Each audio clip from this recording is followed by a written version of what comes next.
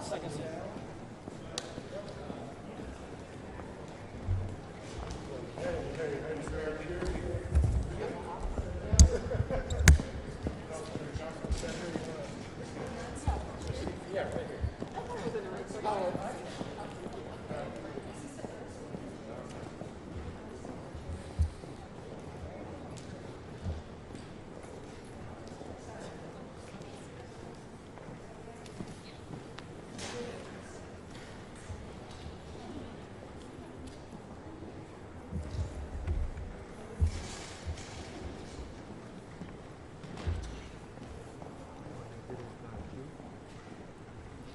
Hello, it's my honor to welcome everybody here to the Waukegan Fieldhouse Sports and Fitness Center.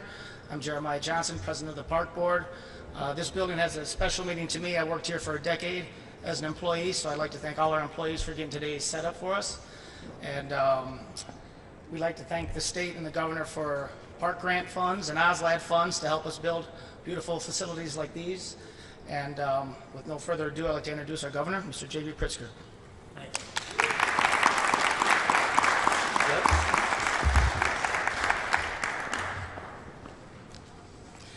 Thank you very much. Thanks for that kind introduction. And I want to say good afternoon to everyone and a big thank you to the Lake County Chair, Sandy Hart. Where are you, Sandy? Yep. And I very much appreciate your leadership here. And of course, our Waukegan Mayor, Sam Cunningham, and Waukegan Park District Board President, Jeremiah Johnson. Thank you all for hosting us today. This is your home, and we're glad to be welcomed into it. Lieutenant Governor Juliana Stratton and I are proud to be here with Representative Rita Mayfield and Senator Adrian Johnson, as well as other leaders from around the state. And of course, you know some of them, senators, I should say chairs, Senator L.G. Sims, Julie Morrison, Melinda Bush. Thank you for your leadership in our state Senate, and of course, Representative Justin Slaughter.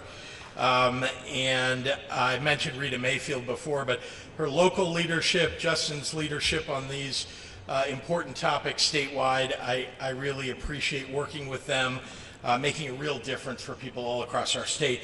I also want to offer a warm welcome to area advocates Holly Kerr, member of the Coalition to Reduce Recidivism, Eric Reinhardt, the great Lake County State's Attorney, and Latoya Howell For Our Children's Undistracted Success.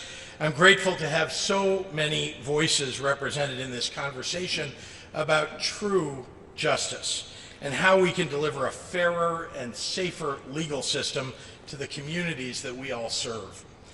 In America, we say that we want fairness in our justice system.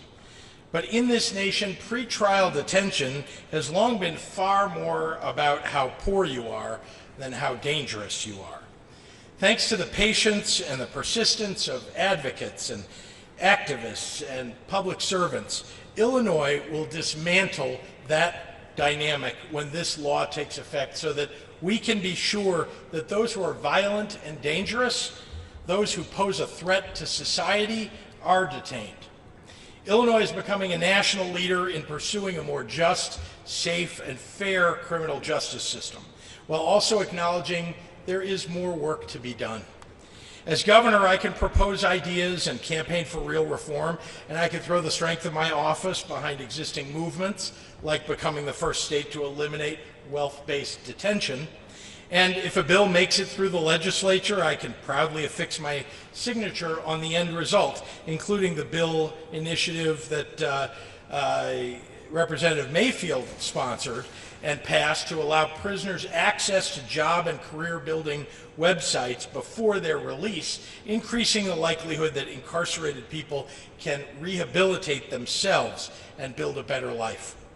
But this Safety Act got to my desk because of the fierce advocacy for justice by so many organizations and individuals all across the state of Illinois, some represented right here today, but also the sacrifices of the generations who preceded us in this fight, including those who didn't live to see this moment, but spent their whole lives fighting for it.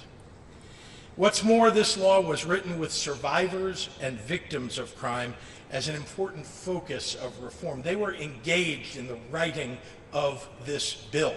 Providing supports for survivors and streamlining the victims' compensation system is what they advocated for, among other things, so that more families can know peace.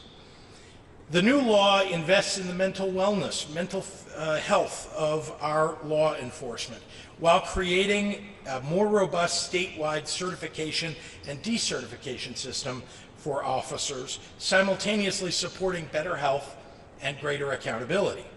It also empowers the Attorney General to conduct pattern or practice investigations, updates use of force standards, and prevents police departments from acquiring certain military-level equipment. We've already seen some opponents of this law spread untruths and promote political fear-mongering. But the changes that will be brought about by this law will bring more justice and more fairness to many who have so often been forgotten. Because of the people standing or sitting with me today, and many more who are outside of this room, Illinois raises the bar for what's possible, while also acknowledging, again, that there's still more work to be done. We know that when the laws are failing the people, it's time to change the laws. Lieutenant Governor Stratton and I bring that philosophy into all of state government. Together, we are writing a new narrative for Illinois, all of us together, one that serves as a beacon of justice in the nation and builds on the work of those on the ground who've been leading the charge for years. With that, I am very proud to turn the podium over to someone who has helped make all of this change possible, the head of our Justice, Equity, and Opportunity Initiative for our administration, and your Lieutenant Governor, Juliana Stratton.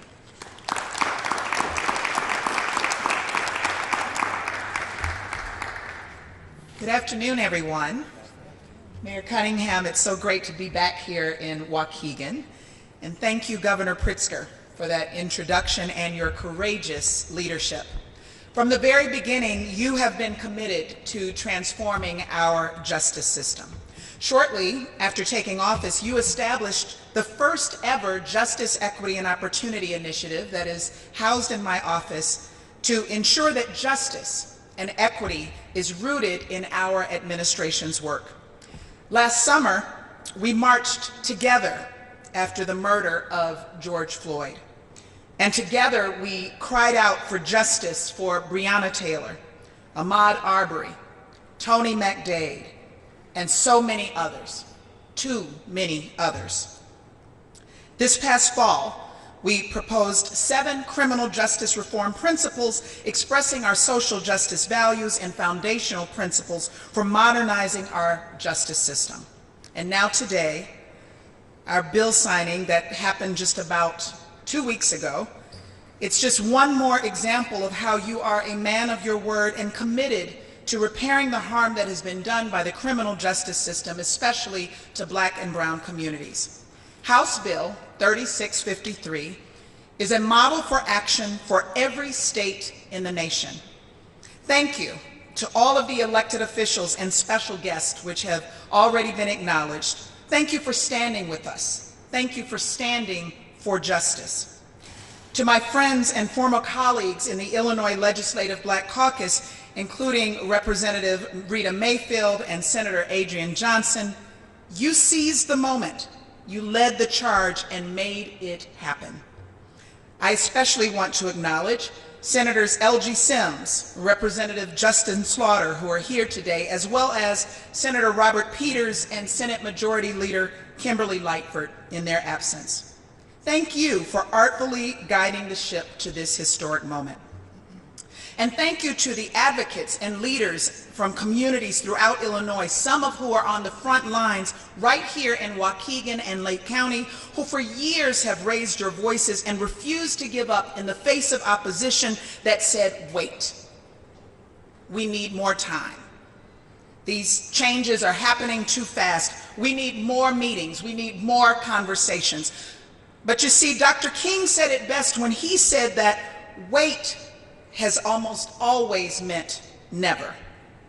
that justice too long delayed is justice denied. Here in Illinois, whether it is ensuring police accountability or no longer criminalizing poverty by ending cash bail, we are making it clear that justice can no longer be denied and that Black and brown communities, which are too often over-policed and over-incarcerated and under-resourced, can no longer wait. We deserve safe communities. We deserve abundant opportunities, and yes, we deserve justice, and we deserve it now. I look forward to working alongside Governor Pritzker, members of the Illinois Legislative Black Caucus, community stakeholders, crime survivors, and members of law enforcement on the implementation of House Bill 3653 with justice, equity, and opportunity lighting our path. It's now my pleasure to bring to the lectern an incredible advocate for her district, Representative Rita Mayfield.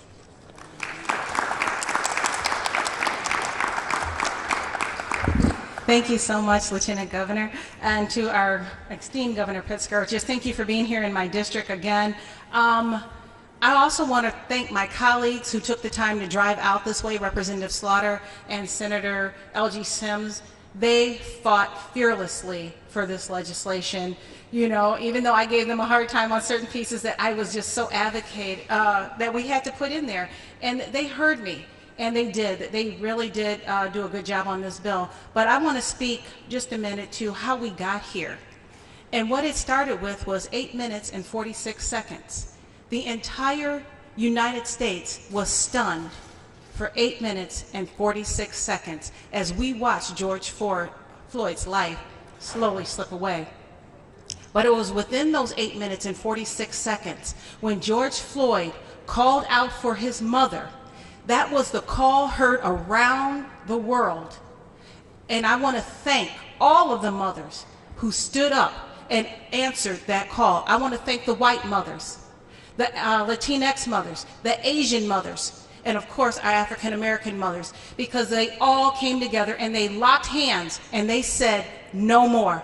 We are not going to lose one more baby. We're not going to lose one more child senselessly. We saw individuals in communities who had never stood up before finally stand up and say, we're not going to take it. When you look at Southern Illinois, you know, they don't look like me down in Southern Illinois, and most of them don't vote like me. But when this happened, when the call for change happened, they stood up and said, we're going to stand with you because we recognize that there is something wrong. We recognize that we need a change within our law enforcement. We need a change within our criminal justice system. And we're going to stand with you and demand that that change happen. And guess what? It did. And I want to thank all of my colleagues in the House and in the Senate who voted for this bill despite the opposition. I want to thank my colleagues in the Illinois Black Caucus who received death threats because of this bill, because they wanted to make life-sustaining changes, changes that should have been made years ago. But we finally had the right call. We finally had that awakening of white America to say, yes, there is a problem. We've been saying that for years. Latinos have been saying it for years, but we finally had a consensus that there was a problem that needed to be addressed. And I am so thankful for everyone who stood with us and who advocated with us for this change. I'm not going to go any further into the bill. There are others that are going to talk about it. But again, I just want to say thank you to all of the mothers out there for all of your advocacy. We would not be here today had it not been for you. And with that, I'd like to bring up my Senator, Adrienne Johnson.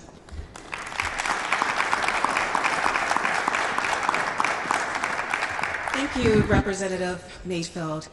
Good afternoon, everyone. This is a great day, and it's such an honor to be here today in support of House Bill 3653, the Safety Act. Thank you, Governor Pritzker, for signing this sweeping, monumental, and historic legislation that addresses long-awaited comprehensive public safety reforms. Thank you, Senator Sims, for making Waukegan one of the cities of the bill signing announcement. is really important in our community because we have really strong, fierce advocates in Waukegan and in the 30th District. I want to thank my colleagues in the Illinois Legislative Black Caucus for the months and years in some cases of your hard work bringing real, meaningful, and lasting criminal justice reform. Thank you, Leader Lightfoot. She isn't here right now, but for her vision. And Senators Sims and Peters and Representative Justin Slaughter, who are the architects of this historic legislation. But getting this bill to the finish line required the support of our colleagues and our advocates. And I also want to thank my colleagues, Senators Bush and Morrison, who are here today. They stood up and they made sure their votes were counted. I am so proud to have supported the SAFETY Act. As a mom, it was critically important for me to ensure that the power of my voice and vote were heard. It was during a quiet moment before voting on House Bill 3653 that I reflected on a request from Zarvarius Holmes, Marcellus Stinet's mom. Representative Mayfield and I, we attended her son's funeral, and we paid our respects, and I had a chance to remind Ms. Holmes that I am here for her and her family, and I asked, what can I do for you?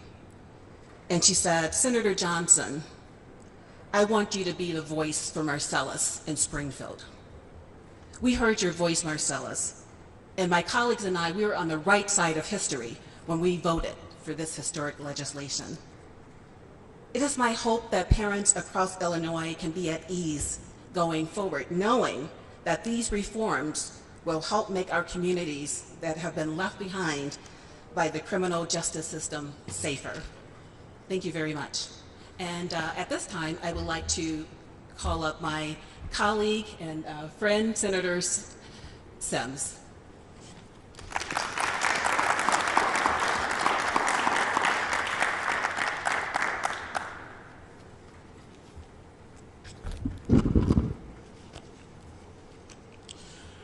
First of all, good afternoon, everyone. Thanks for being here, and certainly let me thank our governor for having the foresight and fortitude to travel the state, not to defend, but to promote the SAFETY Act. You know, the governor and lieutenant governor both mentioned this in their comments about what safety and justice and equity mean in this state. It's a call to arms, it's a call to action, and the SAFETY Act is all about reimagining what public safety looks like here in Illinois. It's not, reimagining public safety is not a slogan, it's a mindset. It changes what we do, it changes how we think, it changes fundamentally what criminal justice means. You heard Senator Johnson and Representative Mayfield talk about the voices of their constituents. You heard them talk about the voices of families and mothers who are crying out for justice. You know, the passage of the SAFETY Act is fundamentally different. You know, as we reimagine public safety, we also reimagine what it looks like to be an advocate, and having advocates sit at the table to have their voices lifted up. That is fundamentally different than the way the process has worked in the past. Now, I know there are some who oppose the SAFETY Act for various reasons. I get it. Change is hard. Change is difficult. But change is necessary. The great James Baldwin once said that not everything that faced can be changed, but everything that nothing can be changed until it's faced. We must change fundamentally what we think about the criminal justice system. This bill is not about, you know, attacking law enforcement. That's why you see significant investments into making our law enforcement officers whole, investments in giving them the opportunity to be whole mentally, to have the training necessary to allow them to provide service to communities. But this is also about making sure that we don't criminalize poverty. Too oftentimes, individuals sit in county jails around this state on a pretrial basis simply because they are poor. It is time to change how we focus on criminal justice in this state. Now, SAFETY Act allows us to focus on the safety of communities, accountability for law enforcement, and fairness and equity in our criminal justice system. However, don't for 1 second believe that the Safety Act is the end of the reform journey. The Safety Act is one stop on that reform journey. Reform is a journey, not a destination. And the Safety Act is one stop along that journey. We will continue to fight for those advocates who have desperately called for change. We will continue to lift their voices up because this is their moment. This is your moment. For all of those individuals who felt locked out and locked into conditions, seize this moment. Understand that this is how you change government. By lifting up your voices, by being involved in the process, and never, ever giving up. I am so proud to stand here with our governor our governor and lieutenant governor who put their money where their mouths are. They put the gubernatorial pen behind what they say, but also my colleagues. I could not leave this microphone without talking about the immeasurable work of the Illinois Legislative Black Caucus to continue to fight and advocate for these changes, but also to our allies. And I've got to pause for a moment and stop and talk about the local elected officials. Senator Johnson, who hit the ground running in Springfield as a champion for making this community better. It is not a mistake that we are in Lake County. It is not a mistake that we are here in Waukegan. This shows the fundamental importance of the individuals coming from Lake County and making a difference in this community. Senator Johnson hit the ground running in that respect, and I'm so proud to call her my friend and my colleague. Representative Mayfield, doing the same, who has been a fierce advocate for this community, ensuring that no one ever forgets where Waukegan is and what Lake County means. But also to our mayor, Mayor Cunningham, who has been a fighter for this community, standing up to making sure that this community has all that it needs. And I would be remiss if I did not mention our county chair, Chairwoman Hart, but our state's attorney. You know, I was telling a story the other day about the negotiations because, you know, there have been statements made about how this process played out and how the bill passed under the cover of darkness. Well, the reason the bill passed as late as it did was because we continued to negotiate. We wanted to hear from all the voices. And I woke up some of the folks, including State's Attorney Reinhardt, during the night as we continued to negotiate because we wanted to get it right. We will continue to work together, but that's because we are doing this in the best interest of the people. So we will continue to fight for you. We will continue to advocate for you. But most importantly, remember, we have never forgotten about you. And next, I want to bring to the microphone my friend, my partner in this progress, State Representative Justin Slaughter.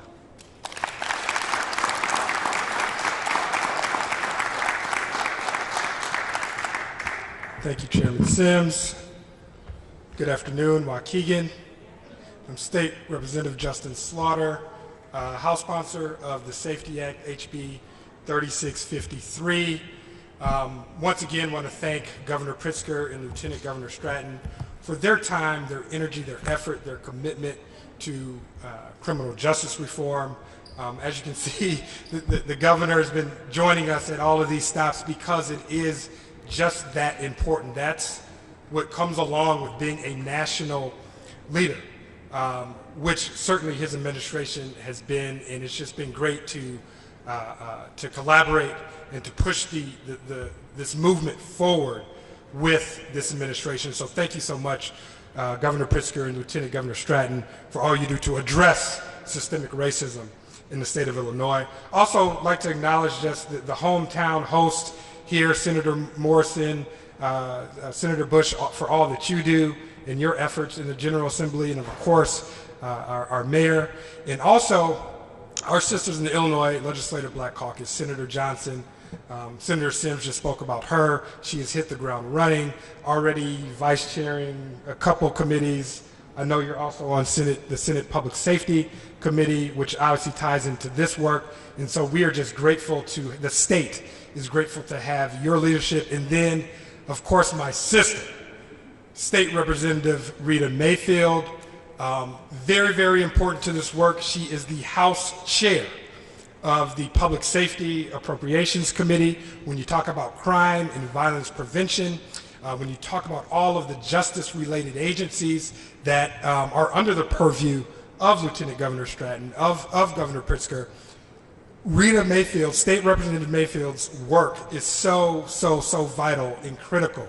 And she's right. There was several spirited, I'll use that, air quotes here, discussions about what would be in the bill, about how we will bring change in public safety and enhance public safety in all communities. The passion of the Black Caucus is what made this bill possible in terms of how we negotiated it, the energy that we put into it. And yes, I'd be remiss if we didn't acknowledge our intergovernmental partners, Cook County State's Attorney Kim Fox, of course.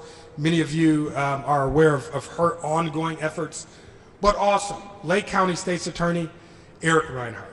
What a tremendous effort by State's Attorney Reinhardt. Every time I talk to a member on the House floor about the importance of the bill and lobbying them on why this was so significant, they'd always say, hey, I just got off the phone with Lake County State's Attorney Eric Reinhardt. He explained and articulated a lot of the provisions that you're talking to me about, Representative Slaughter. That means all the difference. This was an intergovernmental push to get this bill done. And so thank you for your efforts, State's Attorney Eric Reinhardt. Listen, I don't know, Governor, with fourth, fifth, sixth press conference in the last week or so.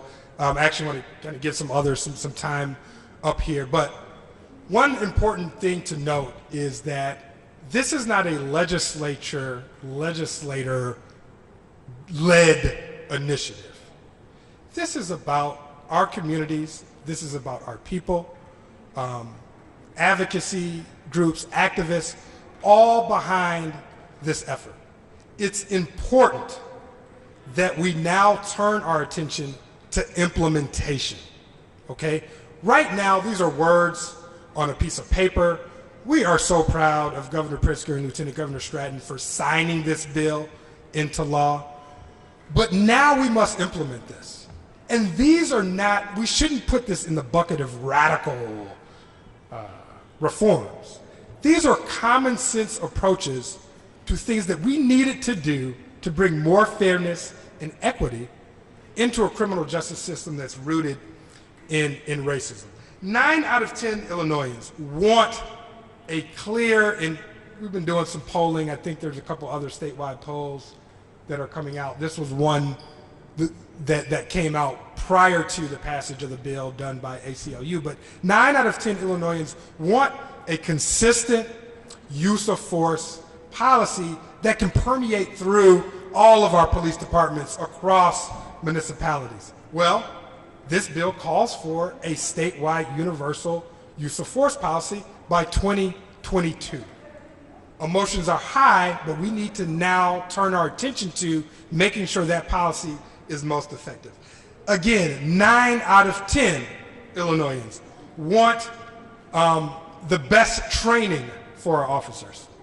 Under Lieutenant Governor Stratton's leadership with the Illinois Training and Standards Training Board, I think I got the acronym right, we will put forth best practice training for our officers when it comes to crisis intervention training and use of force training. Things that will not just increase public safety, but these are positive policy changes for law enforcement. 9 out of 10 Illinoisans support the use of body cams. Chairman Sims, just an outstanding job of really architecting an innovative approach to a rolling compliance schedule, something that we'll be doing in conjunction with collaborating with our municipalities to usher in that statewide mandate for body cams. Of course, we become the 7th state in the country to do that. These initiatives are extremely important. When it comes to mass incarceration, African Americans making up 14% of the population here, routinely between 50 and 60% of our prison population. It was important to look at more judicial discretion for lower level mandatory minimums, alternatives to custody, and a huge initiative that, of course, you're hearing about, ending our cash bail system. We needed to bring a common sense approach from moving away from one that really relied on our ability or inability to financially post bail to one that leans on verified risk assessment tools. Looking at how in the adverse negative impact that this is having on individuals and families. Disruptions with education, disruptions with our jobs, disruptions in public health. We know that detention also has an adverse impact on one's overall health. It was time that we move away from a wealth-based detention system. With that not going into effect until January 1st of 2023, let's calm down, take a deep breath, and focus our attention on making sure that when that goes live, we have the most effective system there. It's really important that we turn our attention to that. We want to thank everyone that put their time and energy into this. It's important that we continue to lift up your work. We're going to be hearing from LaToya Howell later on. This means a lot. It's more than just policy. This really does impact all of our communities throughout our state. With that said, I'd like to bring up next to the stage Holly Gear. Please make your way to the stage. We will continue to push forward, and we will continue to go from protest to progress. Ms. Gear?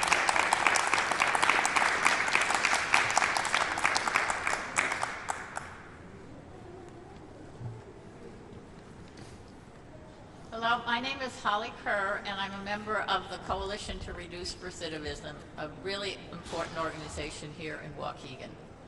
I am so honored to be on this stage with all of the people who I think are the real heroes in terms of passing this omnibus bill. But I'd like to take a particular thank you to Governor Pritzker for having signed this bill. This bill is not without its detractors, but we applaud you for standing on the side of justice and for speaking for many who for so long have not had a place at the table. The Coalition to Reduce Recidivism has been involved as an active supporter of the Pretrial Fairness Act, one of the major parts of the bill. Its impact will be substantial if it does nothing other than end cash bail. This has kept thousands of innocent people in jail waiting for their trial merely because they were too poor to pay to get out. It has also pressured many others to take a plea deal that forever labels them as a felon just so they can get back to work and not have their children be taken into foster care. From the perspective of recidivism, the extent that we can keep people out of jail, they will not show up as inmates in our prisons. We at the Coalition continue to give support to those who are being released from prison, support almost as basic as getting a Social Security card or finding a job. We are now seeing an increase in the number of women coming to our doors, and we are responding with new programs directly focused on raising public awareness of their situation and raising funds to better support them. But in concluding, again, Governor Pritzker and all of you who put together all the legislation and all that hard work, I would like to, from the bottom of my heart, speak for all the Illinois residents who will be safer and be treated with more fairness and dignity. I thank you for your steadfastness in putting together the legislation and supporting it so such important legislation could happen. and we will continue to support you in any way that we can at the coalition. Thank you. I would like to introduce my dear, dear friend, the newly elected Eric Reinhardt, Lake County Straits Attorney.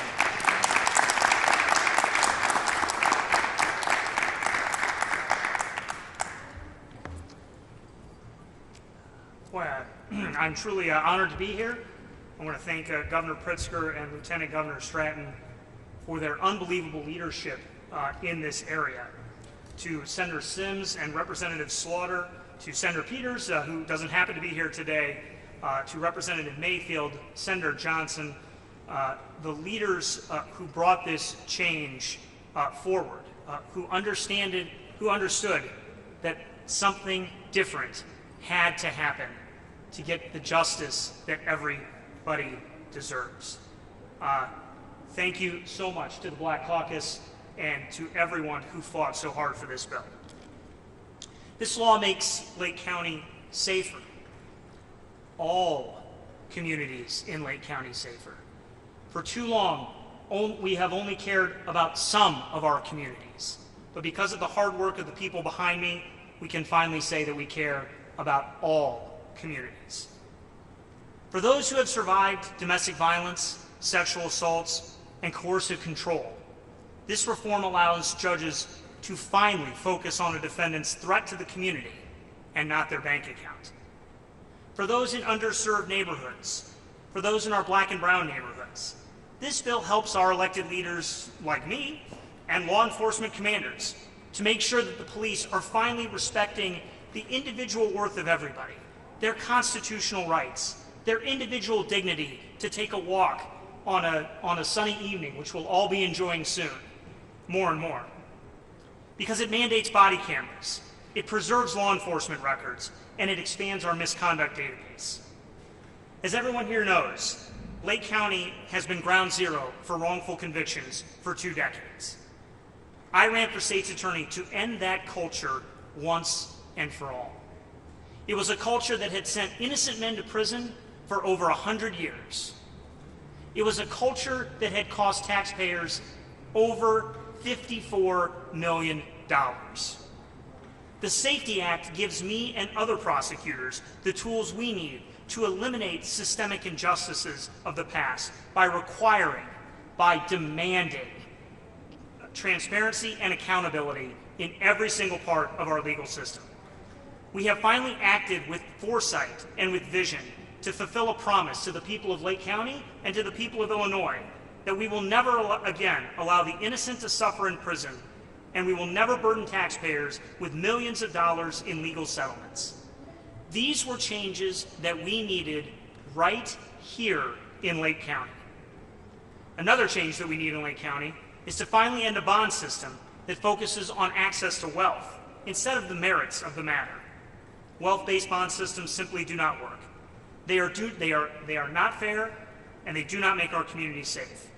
Now, judges are too focused on money, access to wealth, and how monetary bonds compare to each other.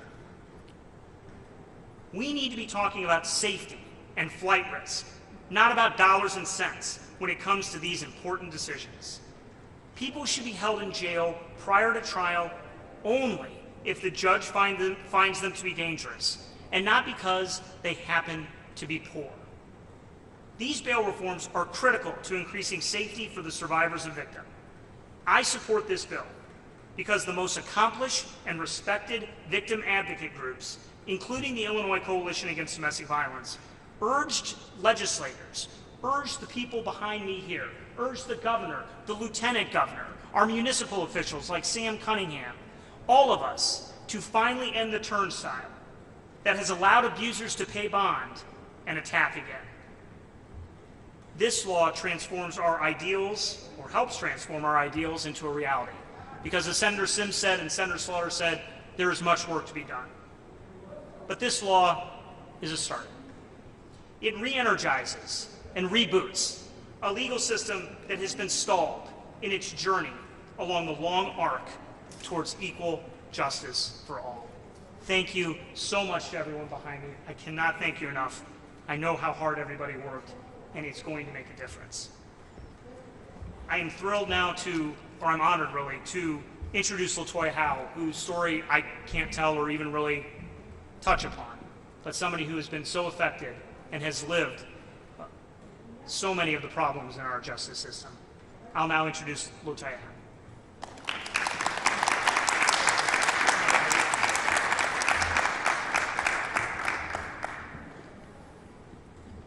Good afternoon. I'm LaToya Howell, mother of Justice Howell. I'm very emotional speaking here today because my son was killed by law enforcement 6 years ago. My son was running for his life and was shot in his back twice and killed by an officer who had sworn to protect and serve. If legislation like the bill that we have passed, that we're talking about today, was in place in 2015, I truly believe that my son will be alive and running today. I represent the fight, the struggle, and the movement in my protest. I represent the communities, black and brown, that have been oppressed and suppressed for so many years. I've watched fellow advocates and activists die in this fight. It is time for change, and the change is happening now. Thank you to Rep.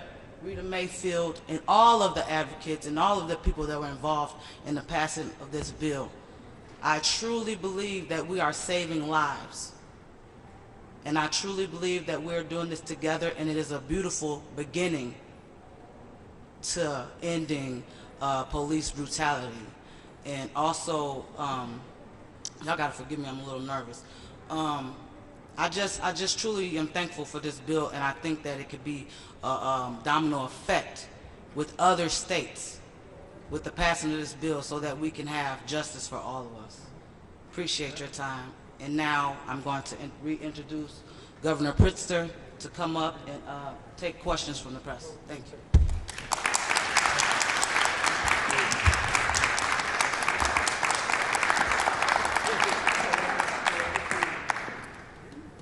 I should invite the two chairs to join me, and happy to take questions from members of the media.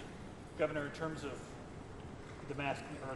the body camera mandate that would take effect in a few years, a lot of the smaller police departments around the state have complained about the funding to accomplish that.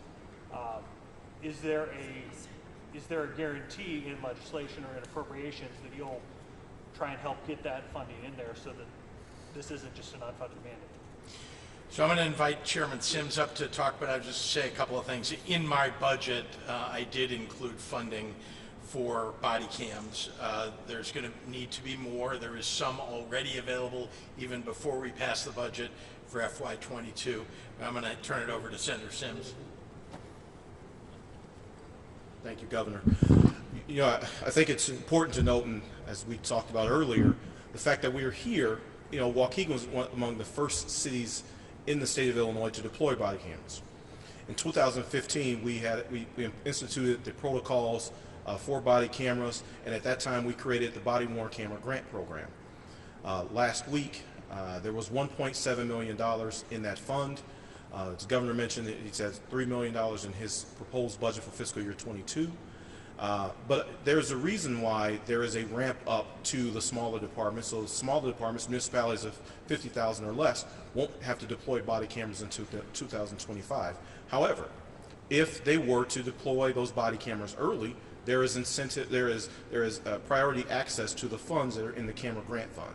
So we wanted to make sure we built that priority funding into that grant funding for municipalities. We'll continue to have discussions about additional funding. As the Governor mentioned, he's made a commitment to increase and include that funding in the fiscal year 22 budget. But also let me acknowledge the work also of some of my other colleagues in this respect in particular. Senator Julie Morrison and Melinda Bush. They have been fierce advocates for topics like this and topics for departments in their respective districts, and that's how this comes together. When we are all working together and we're talking about these issues and making sure we are responding to the needs of our constituents. So we continue to have to focus on those funding issues, and we'll continue to have those discussions. Governor, I'm not sure if you saw, there was a poll recently, I forget who did it, but it said white Republicans are less likely to get the vaccine than African Americans or Latinos. You've talked a lot about buy-in for the African American and Latino communities. Not much, though, about skeptical white people, Republicans, etc. Should there be more communication done? How do you reach out to those people? Obviously, in the downstate area, you're not super popular in parts of it.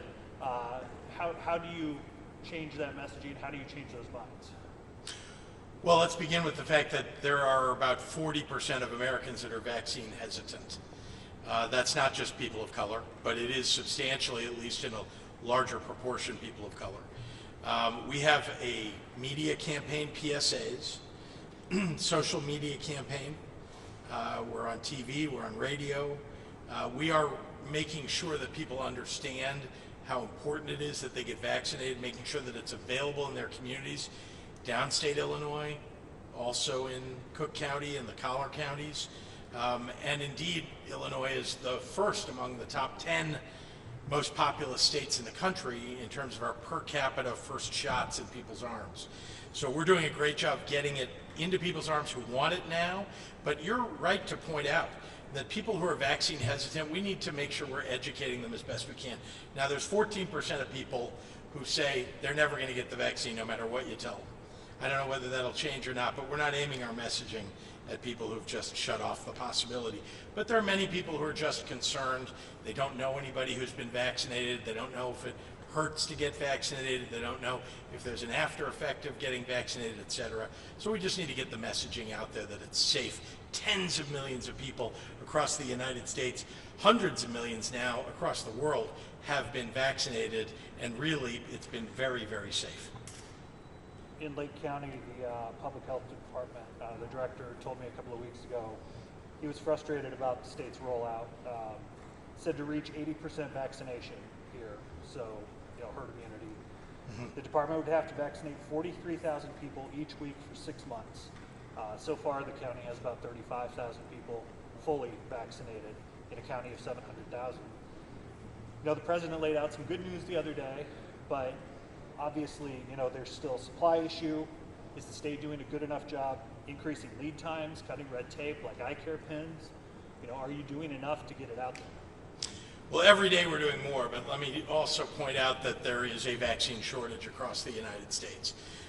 We're getting vaccines into people's arms as quickly as humanly possible in the state of Illinois. We're a big state, a complex state, but it's the local public health departments that take responsibility. We ship to local public health departments.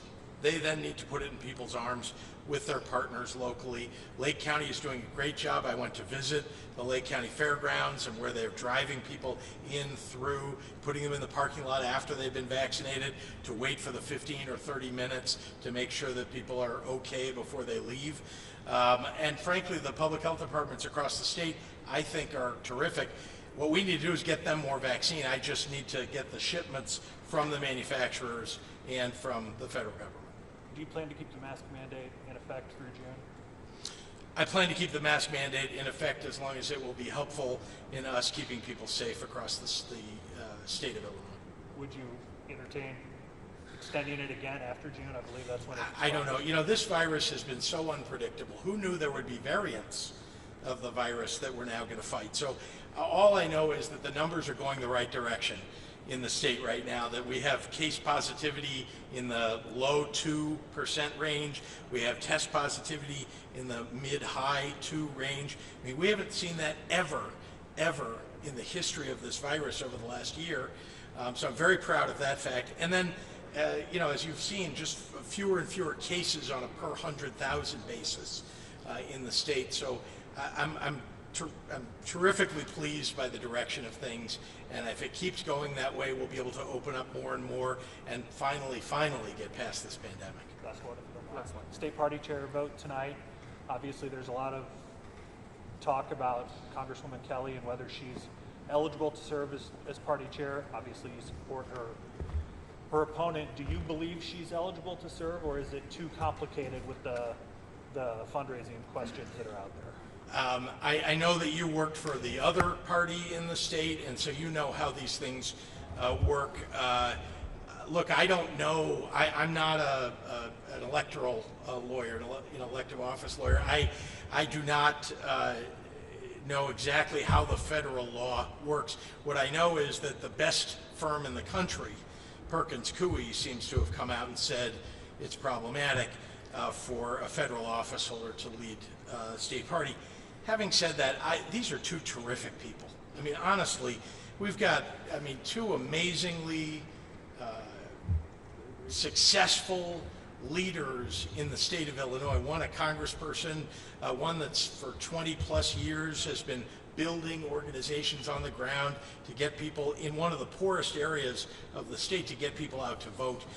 These are just amazing people. So I'm very pleased. We're an inclusive party, the Democratic Party.